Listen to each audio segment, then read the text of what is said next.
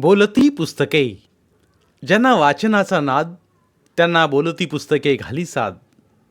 आमचं channel subscribe करा आणि सबस्क्राईब करायला इतरांनाही सांगा. नमस्कार श्रोते मित्र हो. बोलती पुस्तके सादर करीत आहे ज्येष्ठ लेखिका नीलम मानगावे लिखित कादंबरी सोन्या, प्रकरण 3. पवन आणि सागरने उठवल्यानंतर चावडीच्या कट्ट्यावरून उठलेला सोन्या घरी पळाला. बापाची भीती होती तरी नाही म्हणायला घरचीही ओढ होतीच, शिवाय भूकही जाम लागलेली. पहिल्या दिवशी पाटलांच्या घरात जेवल्यानंतर त्याच्या पोटात अन्नाचा कणही गेला नव्हता. पाणी सुद्धा त्यानं पिलं नव्हतं.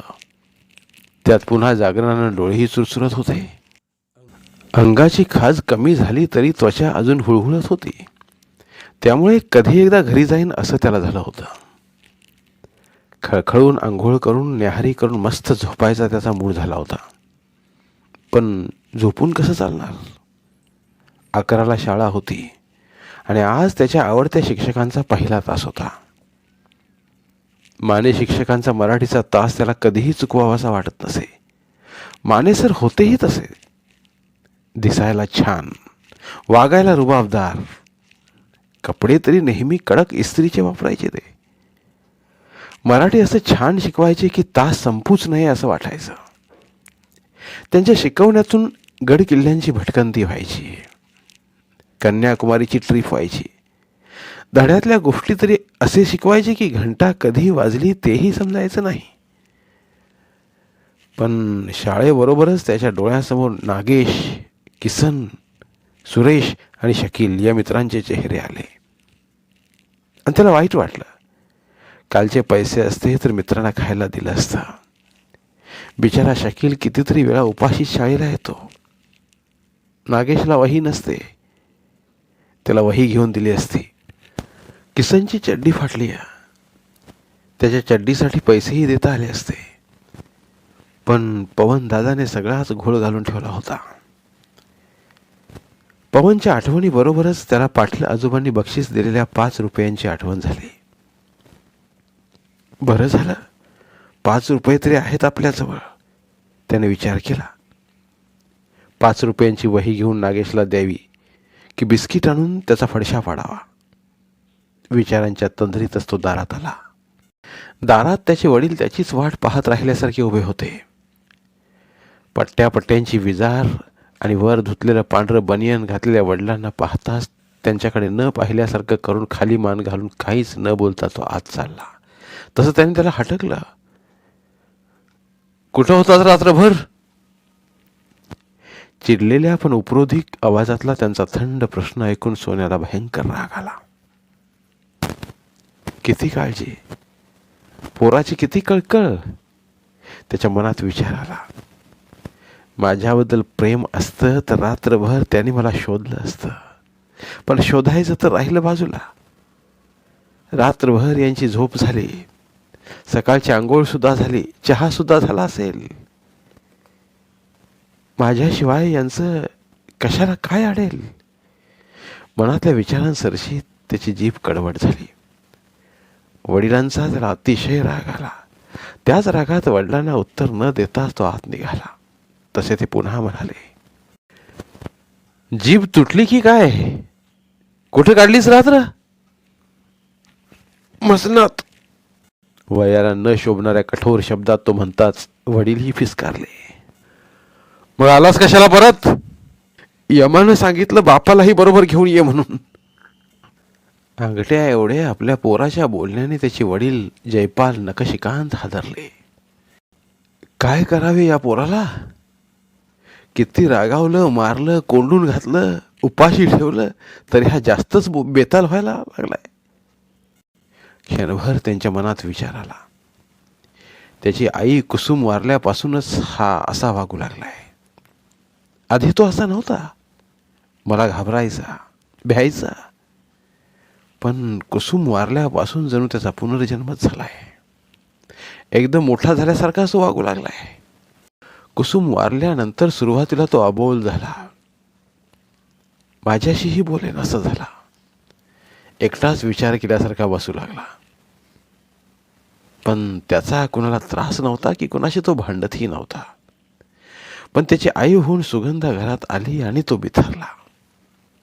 उलट बोलू लागला, घरात भांडण करू लागला, दिवस दिवस घराबाहेर राहू लागला, कुठेही जेवू लागला, कुठेही झोपू लागला. सोन्या हाताबाहेर कधी गेला हेच त्यांना समजलं नाही. आणि शेवटी शिक्षा म्हणून मारझोड करणं एवढंच ते करू लागले. आत्ताही यमानं सांगितलंय बापालाही बरोबर घेऊन ये म्हणून.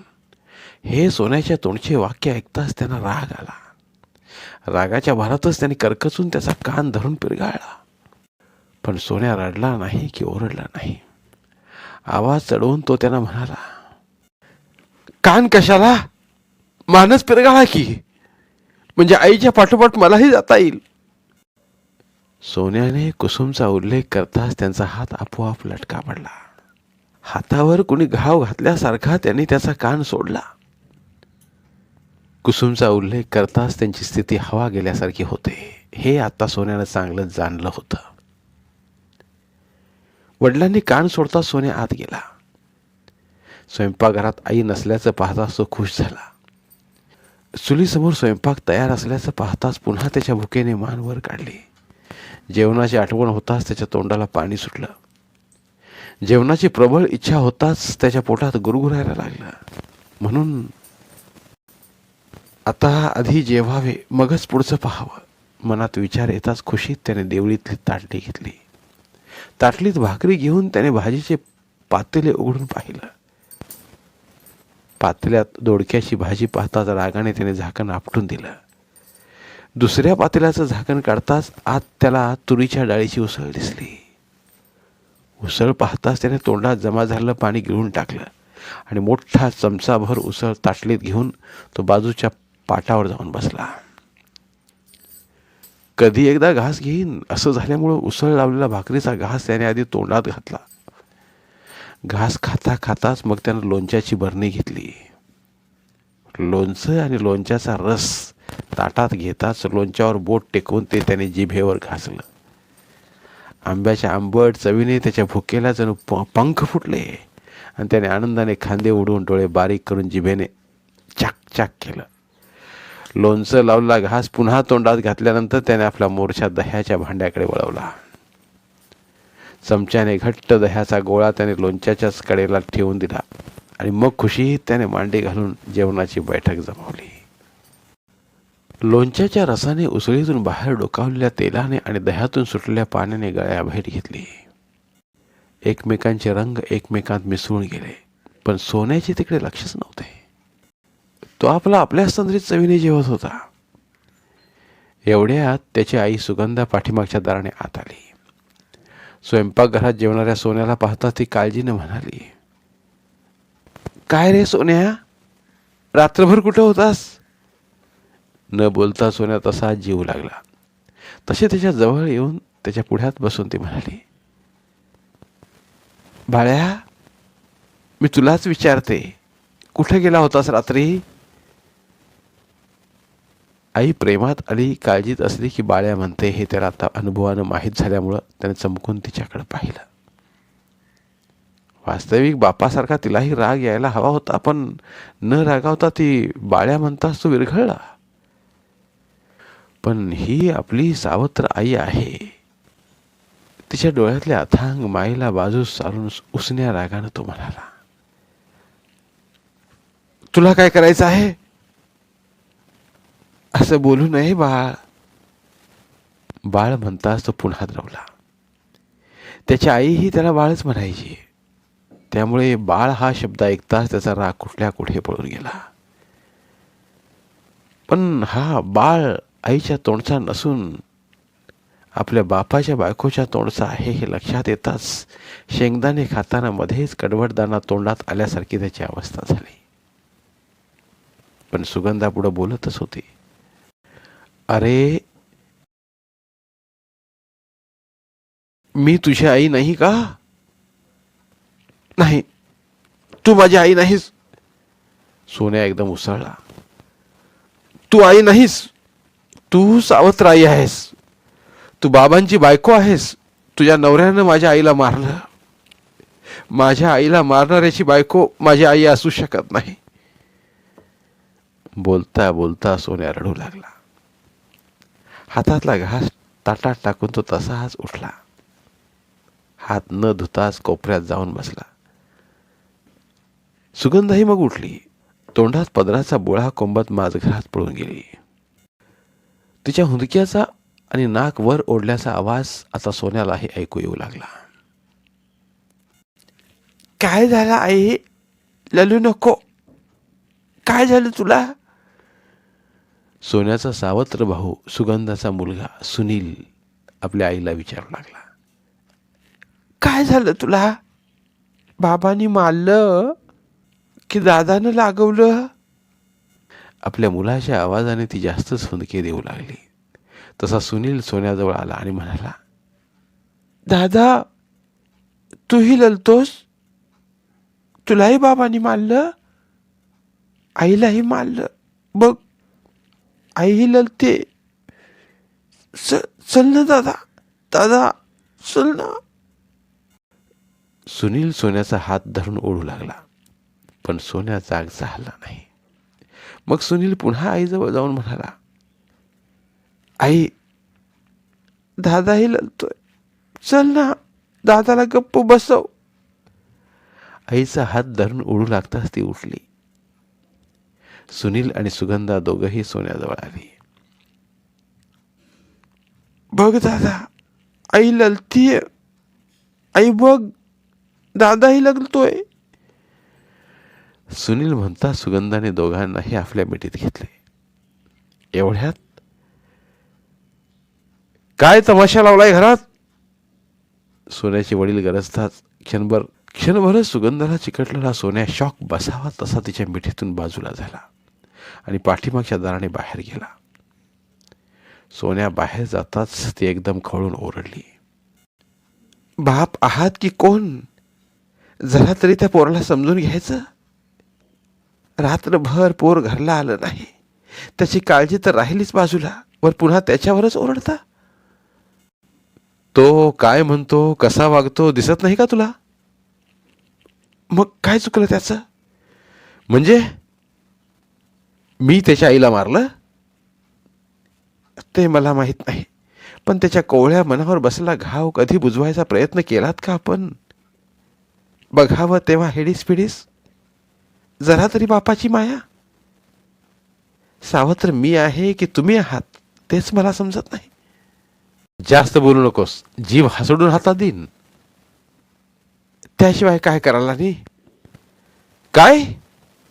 नवऱ्याला उलट उत्तर? थांब, दाखवतो तुला. म्हणून जयपाल तरातरा पुढं आला. तो पुढं आलेला पाहता सुनील आईच्या गळ्यात पडला. तर त्याने सुनीलला ओढून बाजूला फरफडून सरकवलं आणि सुगंधाच्या कमरेत त्यानं लाथ मारली. सुगंधा कळवळून खाली वाकली, रडू लागली आणि सुनील रडत मागच्या दाराने पळून गेला.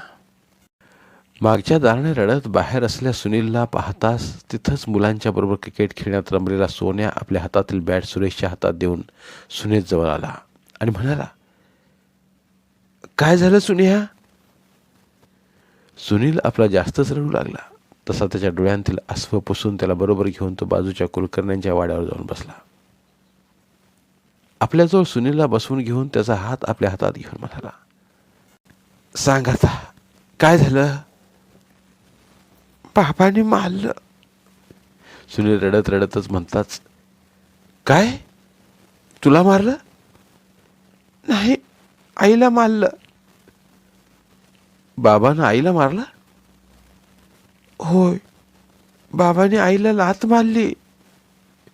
सुनील पुन्हा रडू लागला. तसा गुस्सातच सोन्या पुटपुटला, च्या मारे बाबालाच मारून टाकलेलं बरं. काय म्हणालस दादा? काही नाही रे, तुला नाही. मग कुणाला मारूया म्हणालास? सांगेल तुला मोठा झाल्यावर. तुझ्या एवढा मोठा? होय, माझ्या एवढा मोठा झाल्यावर सगळं सांगेन तुला. चला आता शाळेला जाऊया. शाळेत जाण्यासाठी दोघं घरात गेली. घरात आई अजून माझघरातल्या कोपऱ्यातच बसली होती. तिला पाहताच सोन्याला वाईट वाटलं, पण तो तिला काही बोलला नाही की काही विचारलं नाही. सोन्याच्या बालमनातही विचार आला की सावत्र असली तरी आई चांगली आहे, ती वाईट नाही. ती आपल्याला कधी मारत नाही, रागावतही नाही. बाबा रागावले, मारले तर उलट तीच बाबांना रागावते. बाबांचा मार खाते पण आपल्याला काही म्हणत नाही ती. तरी तरी ती आपली आई आहे असं कधी वाटतच नाही. तिच्याबद्दल मनात प्रेमच निर्माण होत नाही. तिचा आपल्याला रागच काय येतो कोण जाणे. आपल्या आईच्या जागी ही आली, यात हिचा काय दोष? हिनं काय केलंय आपल्याला? काहीच नाही. पण बाबानं आईला मारलं आणि तिच्या जागी हिला आणलं, ही गोष्टच आपल्याला सहन होत नाही. होय, त्याच्या मते त्याच्या बाबानंच त्याच्या आईला मारलं होतं. त्यावेळी तो लहान होता, त्याला काही समजतही नव्हतं. पण बाबा आईला मारायचे, छळायचे, आई रडायची हे मात्र त्याला अस्पष्ट दुसर पण स्पष्टपणे आठवत होतं, दिसत होतं. नव्हे, त्याच्या बालमनावर जणू ते कोरलं गेलं होतं. कितीतरी वेळा त्याच्या वडिलांनी त्याच्या आईला त्याच्या समोरच मारलं होतं. एकदा तर तिच्या डोकीतून रक्त वाहत होतं, पण ते रक्त पाहूनही त्यांनी मारणं सोडलं नव्हतं. अंदुकशी एक घटना अजूनही सोन्याला चांगलीच आठवत होती.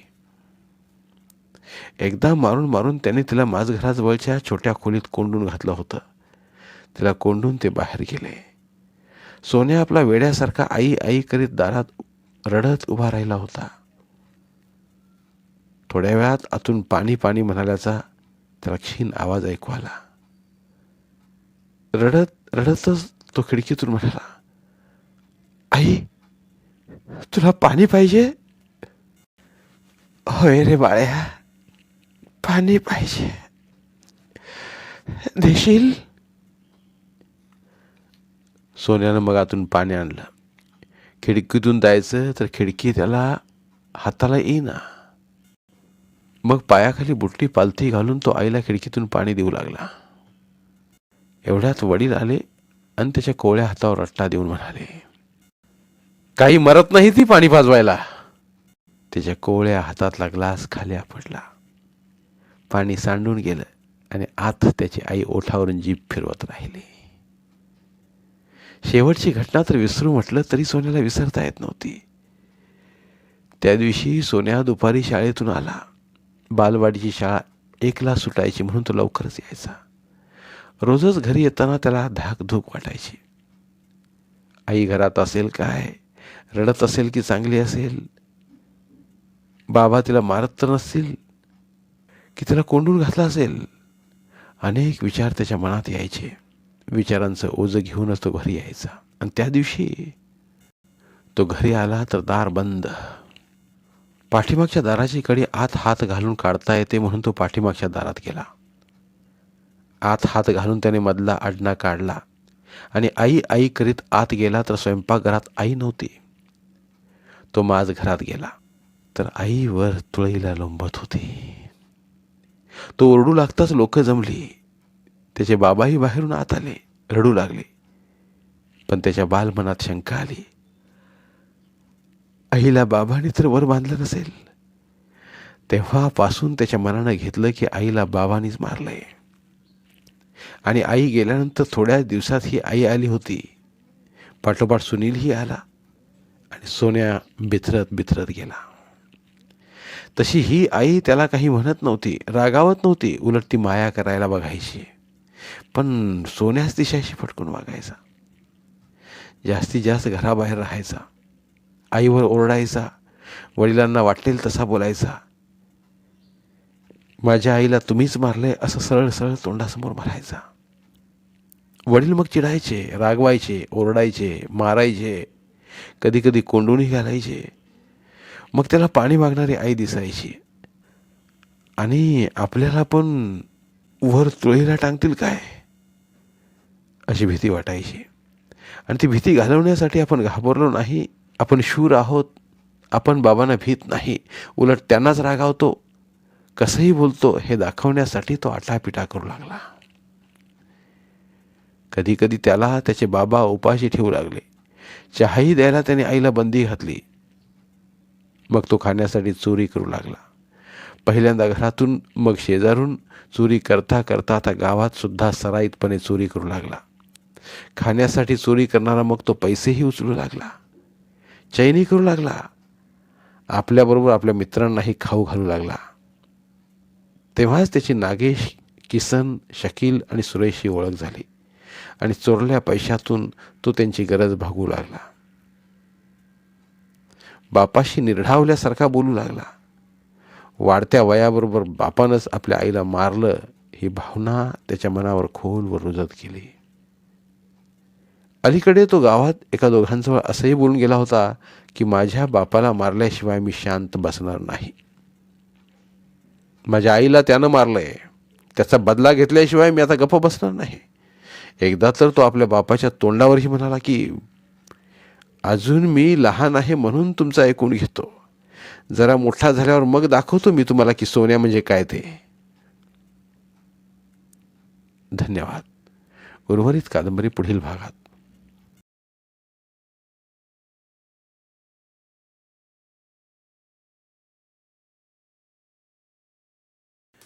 धन्यवाद. प्रिय श्रोते मित्र हो, आपल्यासाठी एक आवाहन. आमच्या चॅनलच्या प्लेलिस्ट विभागात तुमच्यासाठी शेकडो कादंबऱ्यांचे ऑडिओ बुक्स उपलब्ध आहेत. तिथे प्रत्येक कादंबरीचे सर्व भाग एकत्रित मिळतील. त्यामुळे सध्या सुरू असलेल्या क्रमशः कादंबरीच्या पुढील भागासाठी वाट पाहण्याची गरज नाही. तुमच्या वेळेनुसार तुम्ही संपूर्ण कादंबरी सलगपणे ऐकू शकतात आणि साहित्याचा आस्वाद घेऊ शकता. कृपया आमच्या चॅनलच्या होमपेजवर जाऊन प्लेलिस्ट चेक करा आणि तुमची आवडती कादंबरी निवडा. धन्यवाद.